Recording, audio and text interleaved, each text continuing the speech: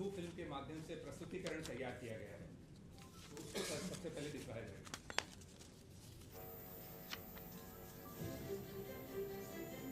उन्नति, तरक्की और खुशहाली का नाम हरियाणा सरकार। पारदर्शिता और सुशासन ही है जिसकी पहचान, वो है हरियाणा सरकार। हमारी कार्य संस्कृति बड़ा सोचना, दूर का सोचना, सर्वजन हिताय सर्वजन सुखाय सोचना, ये हमारी कार्यशैली है। और सोच से भी ज्यादा, संकल्प से भी ज्यादा हासिल कैसे करना, इस ऊर्जा के साथ हम काम करते हैं। जन जन के प्रिय मुख्यमंत्री श्री मनोहर लाल के नेतृत्व में प्रदेशवासियों के हित में निरंतर लिए जा रहे फैसलों ने हरियाणा के हर आम व्यक्ति के जीवन की राह को आसान कर दिया। माननीय प्रधानमंत्री जी की सर्वजन हिताय सर्वजन सुखाय की सोच को आगे बढ़ाते हुए यशस्वी मुख्यमंत्री श्री मनोहर लाल के नेतृत्व में डबल इंजन सरकार ने जनहित की योजनाओं से पिछले 9 वर्षों में पंक्ति के अंतिम व्यक्ति के चेहरे पर मुस्कान लाने का कार्य किया। अनधिकृत कॉलोनियों में अपने जीवन भर की पूंजी लगाकर अपना घर बना चुके लाखों लोगों के माथे पर हर समय चिंता की लकीर रहती है। मुख्यमंत्री मनोहर लाल ने लोगों के इस मर्म और मजबूरी को समझा और हित में एक और बड़ा राज्य सरकार आज प्रदेश के लाखों लोगों को राहत की मुस्कान दे रही है। आज एक साथ राज्य की 450 अनधिकृत कॉलोनियों को नियमित किया जा रहा है। अभी तक शहरी स्थानीय निकाय विभाग यानी अर्बन लोकल बॉडीज की सीमा के अंतर्गत आने वाली अनधिकृत कॉलोनियों को ही नियमित किया जाता था। अनधिकृत कॉलोनियों में घर बना चुके परिवारों की चिंता करते हुए हरियाणा के इतिहास में पहली बार शहरी स्थानीय निकाय विभाग सीमा से बाहर टाउन एंड कंट्री प्लानिंग विभाग की सीमा में आने वाली 239 कॉलोनियों को भी नियमित करने का तोहफा भी माननीय मुख्यमंत्री दे रही है। जबकि नगर पालिका क्षेत्र के अंतर्गत नियमित होने वाली कॉलोनियों की संख्या 211 है। इसके अलावा शहरी स्थानीय निकाय विभाग एवं टाउन एंड कंट्री प्लानिंग विभाग के अंतर्गत आने वाली 1856 अनधिकृत कॉलोनियों को भी नियमित करने की प्रक्रिया जारी है। इनमें 727 कॉलोनियां टाउन एंड कंट्री प्लानिंग विभाग तथा 1129 कॉलोनियां शहरी स्थानीय निकाय विभाग के अंतर्गत आती है। आवश्यक औपचारिकताओं को पूरा करने के उपरांत इन्हें भी नियमित कर दिया जाएगा। इस बात को भी जवाबदेही के साथ सुनिश्चित किया गया है कि भविष्य में प्रदेश में अनधिकृत कॉलोनियां विकसित ही न हो। आज से पंचकुला से लेकर महेंद्रगढ़ और यमुनानगर से लेकर सिरसा तक पूरे प्रदेश के लाखों लोगों का अपना घर वास्तव में अपना हो सकेगा। कॉलोनी नियमित होने पर जरूरी विकास शुल्क सरकार द्वारा लिया जाएगा। अपने घर की रजिस्ट्री जैसी सुविधाएं लेकर लोग चिंता मुक्त होंगे। नियमित की जाने वाली कॉलोनियों में बिजली, सड़क, सीवेज जैसी मूलभूत सुविधाएं उपलब्ध कराने के लिए भी राज्य सरकार प्रतिबद्ध है। इससे पूर्व प्रदेश सरकार ने 2017 से 2019 में भी शहरी स्थानीय निकाय विभाग के अंतर्गत आने वाली 685 अनधिकृत कॉलोनियों को नियमित किया था। 2014 से आज तक प्रदेश की 1135 अनधिकृत कॉलोनियों को नियमित कर दिया गया है, जबकि 1856 अनधिकृत कॉलोनियों को नियमित करने की प्रक्रिया जारी है। मनोहर सरकार का संकल्प और प्रयास, हरियाणा का जन जन रहे खुशहाल। निस्संदेह ही आज का बड़ा ही विशिष्ट दिन है और अब कार्यक्रम को आगे बढ़ाते हुए मैं माननीय मुख्यमंत्री जी से उनके संदेश के लिए प्रार्थना करूंगा। मित्रों, जैसा भूमिका में बताया गया है कि हमारे शहरों में और शहरों से बाहर भी बहुत से एरियाज़ में लोग बाग अनअप्रूव्ड कॉलोनीज़ में या तो कॉलोनी विकसित हो जाती है, लोग जो डेवलपर्स हैं वो बना लेते हैं, या कुछ लोग उन कॉलोनी को बनने के बाद अपने मकान खरीद लेते हैं। अनअप्रूव्ड कॉलोनीज़ में मकान खरीदने के बाद कई प्रकार की कठिनाइयाँ, समस्याएं वो जो उपभोक्ता है अर्थात जो जिसने मकान बनाया उसको भी आती हैं, शहर के नाते भी सब लोगों को मिलकर के जब अभ्यास उनका होता तो उसमें कई प्रकार की कठिनाइयाँ आती हैं। कुल मिलाकर के डेवलपमेंट जो है अनप्लैंड ये किसी भी तरीके से उचित नहीं माना जाता है। फिर भी मैं समझ सकता हूँ आखिर लोगों की मजबूरियाँ, क्योंकि उतने मकान भी जिस कीमत पर लोगों को चाहिए, जिस कॉस्ट के हिसाब से चाहिए, उतने न तो डेवलपर्स लाइसेंस लेके बना पाते हैं और HSPP का भी एक लिमिटेड दायरा है, उस हिसाब से वो भी अपना बनाते हैं, तो सबके लिए शायद आवश्यकता पूर्ति नहीं होती है। तो ऐसे अनअप्रूव्ड कॉलोनीज़ का पिछले कई वर्षों से ये क्रम लगातार चलता रहा है। हमने जब शासन में आया तो विचार किया कि इन चीज़ों को कैसे दुरुस्त किया जाए, ठीक किया जाए, तो उस क्रम को आगे बढ़ाया। हमारे डिपार्टमेंट, चाहे अर्बन लोकल बॉडीज़ है, चाहे टाउन कंट्री प्लानिंग है, इवन गांव के आसपास भी कुछ कॉलोनियाँ बनती हैं, तो रूरल डेवलपमेंट को भी कहा है कि रेगुलेटेड कॉलोनीज़ की संख्या बढ़नी चाहिए और जो पहले बन गई हैं उन पर कुछ ना कुछ जो पहले वाली शर्तें हैं उनमें कुछ छूट दे करके उनको अप्रूव करके, ताकि उनके ऊपर एक तलवार इलीगैलिटी का या एनक्रोचमेंट जो होती है उसका वो तलवार न लटके रहे, उनको सुविधा दी जाए। 2014 से 22 तक 685 कॉलोनियाँ हमने नियमित की थी और उसके बाद बहुत बड़ी संख्या में लोगों ने अप्लाई भी किया, हमने रजिस्ट्रेशन कराया। उसमें आज फिर इस वर्ष 2023 के अंदर पीछे 131 कॉलोनी का नोटिफिकेशन हुआ भी था, लेकिन उस समय टाउन कंट्री प्लानिंग की ओर से वो सारा तैयार नहीं था। आज कुल मिलाकर दोनों विभागों की ओर से, अर्बन लोकल बॉडीज़ और टाउन कंट्री प्लानिंग की ओर से मिलाकर वो 131 भी उसमें मिला ली गई हैं, तो 450 नई कॉलोनी को अप्रूवल ये दिया जाता है, जिसका सारा फॉर्मेलिटीज़ जो है वो दोनों विभागों ने पूरी कर ली है। नोटिफिकेशन या तो हो गया होगा या फिर आज हो जाएगा। ये भी मैं बताना चाहूँगा कि पिछले हमारी सरकार से पहले 10 साल में जो अनधिकृत कॉलोनियाँ थी वो 874 अप्रूव हुई थी और वो भी अप्रूव हुई। अब ये हमारे कार्यकाल में 1135 नई कॉलोनियाँ अप्रूव हो गई हैं, लेकिन आज भी 1856 कॉलोनियाँ और ऐसी हैं जो या तो अंडर प्रोसेस हैं, जो अप्रूव की जा सकती हैं, कुछ ऐसी हैं जो नॉर्म्स को पूरा नहीं करते हैं, वो अभी करने लायक नहीं हैं।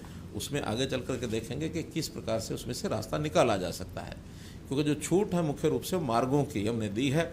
अभी कॉलोनी की अप्रोच 6 मीटर की होनी चाहिए और इंटरनल रोड्स 3 मीटर से छोटी नहीं होनी चाहिए, क्योंकि ऐसा माना जाता है कि 3 मीटर एक आवश्यक ऐसी चौड़ाई है जिसमें वहाँ की कोई भी आकस्मिक सेवाएं भी देने के लिए आवश्यक है। मानो आकस्मिक में सबसे ज़्यादा होता है, कहीं आग लगने का भी कई बार ऐसा चांस बनता है, तो कम से कम अग्निशमन जो संयंत्र लेकर के जाने वाली गाड़ी है वो जल्दी से वहाँ पहुँच सके, नुकसान होने से बचाया जा सके। और वैसे भी कोई एक गाड़ी जा रही है, एक आ रही है, दोनों को मिला करके भी कम से कम 3 मीटर का मतलब ये है कि 16 फुट जगह ये आवश्यक है अगर 2 गाड़ियाँ भी आसपास से पार करनी है तो इस प्रकार से इसको कुछ छूट देते हुए 10 फुट हो गया, 3 मीटर और 10 फुट, तो 10 फुट में तो एक गाड़ी ही निकल सकती है, 2 गाड़ियाँ तो निकल भी नहीं सकती हैं। तो अगर एक गाड़ी निकलेगी तो दूसरी गाड़ी को गली के बाहर ही रोकना पड़ेगा, लेकिन न्यूनतम इसलिए किया है कि क्योंकि लोग बना चुके हैं, इसलिए अगर उनको अप्रूव नहीं करते हैं तो उसमें ये कठिनाई की आ सकती है। तो कुल मिलाकर आज 450 कॉलोनियाँ जो है अप्रूव की जाती हैं।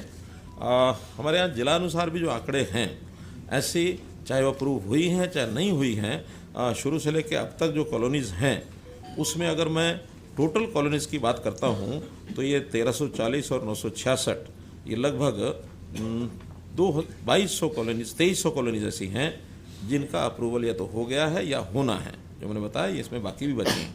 जो बड़े ज़िले हैं, जो 150 से भी ज़्यादा कॉलोनियाँ जहाँ अनअप्रूव्ड थी, जिनमें कुछ हो गई, कुछ और आगे होंगी, उसमें कुछ 5-6 ज़िले हैं जिनका मैं नाम लेता हूँ। फरीदाबाद में ऐसी कॉलोनीज की संख्या 188 है, हिसार में 181 है, कुरुक्षेत्र में 169 है, पलवल में 201 है, सोनीपत में 162 है, यमुनानगर में 195 है। ये जब 150 से ऊपर हैं, बाकी 150 से कम भी हैं। तो आगे इसमें और भी विभाग को मैंने कहा है कि इसको जितने भी संभव हैं जल्दी से जल्दी विचार करके उसको किया जाए।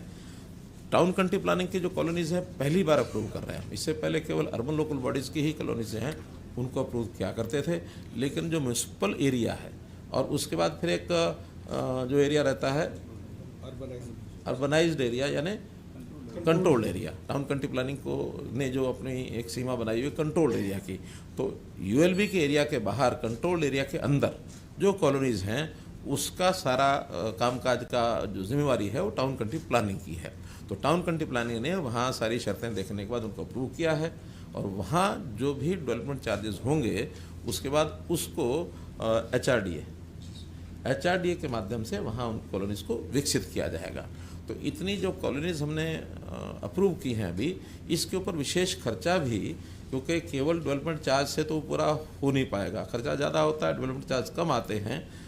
हमने इस वर्ष 500 करोड़ रुपया अपने बजट में एक स्पेशल प्रावधान ऐसी जो कॉलोनीज़ हैं उनके लिए एक प्रावधान किया है और ये सब होने के बाद आवश्यकता पड़ेगी तो और भी करेंगे, लेकिन ऐसी जो अनडेवलप्ड कॉलोनीज़ हैं उनको डेवलपमेंट की जिम्मेदारी भी यूएलबी की और टाउन कंट्री प्लानिंग की आती है, उस नाते से हम करेंगे। टाउन कंट्री प्लानिंग जो साइज़ रखा है छोटे से छोटा, 2 एकड़ की अलग थलग जो कॉलोनी है उसको भी अप्रूव कर दिया है। 2 एकड़ से नीचे उसी कॉलोनी को अप्रूव किया गया है जो किसी ऐसी कॉलोनी पहले से बनी है उसके साथ लगती है। अप्रूव्ड कॉलोनी पहले है लेकिन उसके साथ 1-1.5 एकड़ का कोई है, उसको साथ लगती कॉलोनी को भी कर दिया है ताकि उसकी जो सेवाएं हैं रास्ते की बाकी सब पहले से अप्रूव्ड कॉलोनी के साथ वो जोड़ा जा सके। जो जिसको कहना चाहिए स्टैंड अलोन 2 एकड़ से कम नहीं किया है, तो 2 एकड़ से ऊपर की सब कॉलोनीज वो की हैं। कहीं कहीं अप्रूव्ड कॉलोनीज में पहले कुछ कमियां ये रह गई थी कि बीच बीच में जो खाली प्लॉट थे उन खाली प्लॉट को भी अनअप्रूव्ड श्रेणी में माना गया था। अब उन्होंने तय किया कि किसी अप्रूव्ड कॉलोनी के अंदर कोई छोटा आइसोलेटेड एक प्लॉट अनअप्रूव्ड की श्रेणी में था, उनको भी सबको अप्रूव कर दिया है ताकि वो जो बीच बीच में अनअप्रूव्ड की श्रेणी दिखा करके और कुछ खेल भी चलते थे वो खेल सारे हमने बंद कर दिए हैं।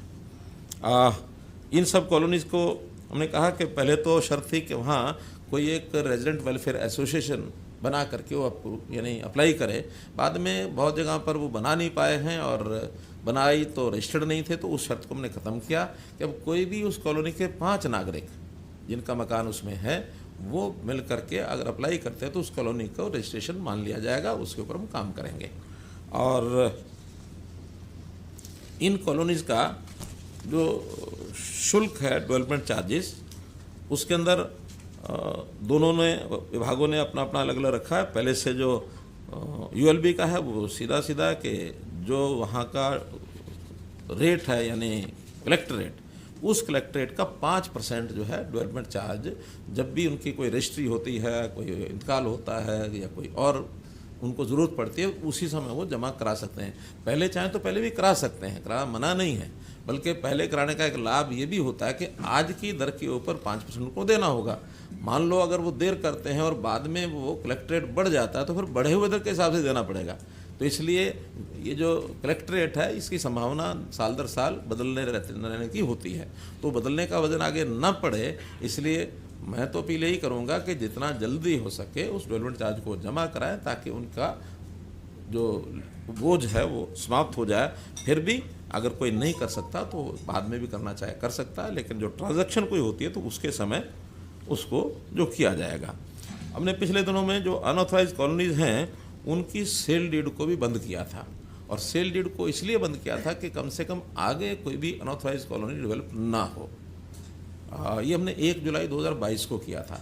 उस समय एक विषय आया था कि 1 जुलाई 2022 तक भी कुछ लोगों ने सेल एग्रीमेंट कर लिए थे या उससे पहले जो एग्रीमेंट टू सेल कर लिए थे, तो उसको हमने तय किया कि जिनका पहले से सेल एग्रीमेंट टू सेल अगर ये किया हुआ है सेल डीड वगैरह, तो उसको बेचा हुआ माना जाएगा, उनको भी उसमें रजिस्ट्री उसकी बाद में कराई जा सकेगी।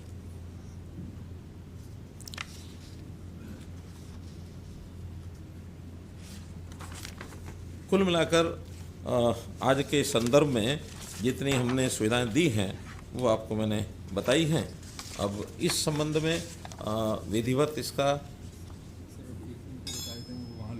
हाँ, हम यहाँ पर आपको जिला अनुसार उसका एक मैप दिखाएंगे कि किस ज़िले में किस शहर में क्या स्थिति है, और इसी दौरान यहाँ के कार्यक्रम से मैं जो हर स्थान पर आज हमने कॉलोनी के हिसाब से या कहीं कहीं नगर के हिसाब से वहाँ पर ये सारा कार्यक्रम चल रहा है, तो उन नगरों में या उन जिला केंद्रों में उस जिले की अथवा उस निगर की कॉलोनीज़ वहाँ के स्थानीय जो आयोजक हैं उसको दिखा सकेंगे। और अब हम वहाँ से डिस्कनेक्ट होकर के आपके सामने पूरे जो प्रदेश का ये जो नक्शा है ये आपके सामने रखेंगे। तो इसी के साथ मैं जो लोग ऑनलाइन जुड़े हैं उन लोगों का आभार करते हुए और यहाँ उनको डिस्कनेक्ट करने के लिए मैं कहता हूँ। और अब ये जो जिला अनुसार इसका एक स्लाइड है वो दिखा दीजिए। सोनीपत डिस्ट्रिक्ट का सर, जिसमें कि सोनीपत जिला जिसके अंदर गोहाना, गन्नौर, सोनीपत और खरखोदा, इन चारों में ये जो ग्रीन कलर किया हुआ है ये कॉलोनीज तो पहले से अप्रूव हैं, और जो येलो कलर किया है, किसी एक नगर को ज़रा एनालाइज करो। सोनीपत को बोल रहे हैं। हाँ, ये जो येलो किया है ये आज अप्रूव किया है, और जो रेड है ये अभी अनअप्रूव्ड है, अभी इसमें नहीं किया है, इसका सारा सर्वे चल रहा है, आगे आने वाले समय में इनको भी अप्रूव करेंगे। और ये जो ग्रीन एरिया है ये एग्रीकल्चर लैंड है, यहाँ पर आगे किसी प्रकार की अनऑथराइज्ड कॉलोनी बनाना ये वर्जित है। उस पर हमारा टाउन कंट्री प्लानिंग डिपार्टमेंट थोड़ा उसको इम्प्लीमेंट करेगा कि यहाँ कोई कॉलोनी और नई न बने, और नई योजना में जिसको भी कॉलोनी बनानी है वो अप्लाई करेंगे। तो उसके लिए पहले ही हमने एक दीनदयाल उपाध्याय आवास योजना जो लागू की थी उसके अंदर बहुत कम ईडीसी का या बाकी खर्चे कम करके किए थे, और भी डिपार्टमेंट इसके अलावा कुछ सस्ती कॉलोनीज बन जाए कम खर्चे से, तो ऐसा कोई प्रावधान करने के लिए मैंने कहा है ताकि गरीब व्यक्तियों को और मकान सुविधा से मिले। सरकारी तौर पर हमने ये भी विचार किया कि हर ज़िले में 5000 मकान आवश्यकता के हिसाब से, कहीं कम होंगे कहीं ज़्यादा होंगे, 1 लाख नए मकान बनाने का भी हमारा प्रावधान चल रहा है। उसमें HSPP कुछ उनके पास ज़मीनें हैं उसके ऊपर, और वो प्रयत्न कर रहे हैं ताकि उसको हम आगे लागू कर सकें। हाँ, हाँ, लोकल डिस्कनेक्ट। अब मैं अनुरोध करूंगा सभी जिलों से कि कार्यक्रम के अगले चरण में जो लोकल नक्शे हैं और जो हमारे परिवार वहाँ इकट्ठे हुए हैं शहरी क्षेत्रों के, तो सभी DMCs वो लोकल नक्शे वहाँ सबको दिखाएं कि कौन सी कॉलोनियाँ डिटेल में अधिकृत हुई हैं, ताकि इसकी विस्तृत जानकारी लोगों को मिल सके। और अब हम यहाँ से इस कार्यक्रम को समाप्त करते हैं। मैं माननीय मुख्यमंत्री जी का बहुत बहुत हार्दिक धन्यवाद करता हूँ। नहीं, आज किस जिले में कितनी कॉलोनी है ये बताना है।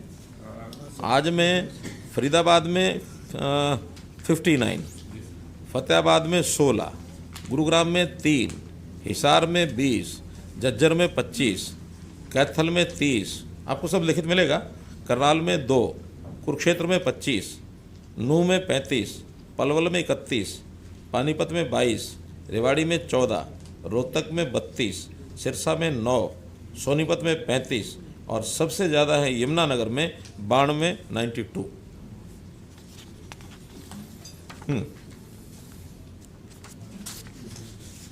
ठीक है। आवास कितने हैं जिन लोगों को बेनिफिट